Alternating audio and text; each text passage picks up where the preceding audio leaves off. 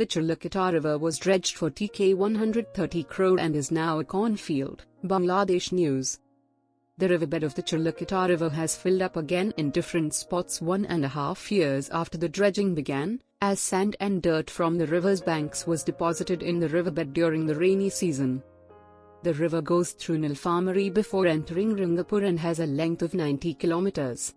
It was excavated at a cost of Tk 130 crore by the Water Development Boards, WDB, Nilphamari and Saidpur divisions as part of the government's countrywide initiative to excavate rivers, canals, and water bodies in 64 districts. However, the riverbed has filled up again at various locations within a short time after the excavation. Seeing the situation as an opportunity, a group of people took possession of the newly developed river land and began farming Boro, which obstructed the flow of water and narrowed the channel. According to environmental lawyers, obstructing the natural flow of a river is a serious offense under a High Court directive. However, most individuals living along the river have little knowledge of the directive due to a lack of awareness campaign by WDB.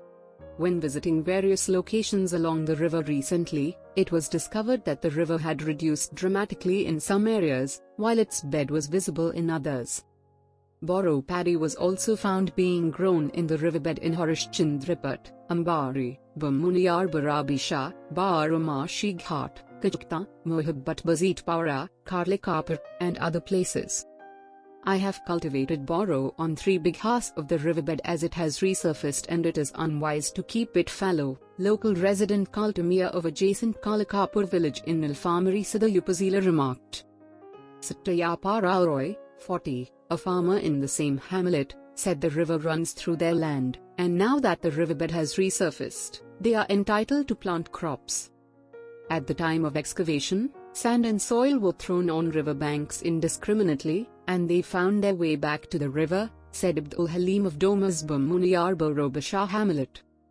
Farmers cultivating Boro on the riverbed, on the other hand, claim that no one from the WDB has forbidden them from doing so. Krishna Kamal Chandra Sakha, executive engineer of WDB in Saidpur division, stated, "We don't have enough people to monitor the huge river system, and prior years' disastrous floods transported the sand back to the river.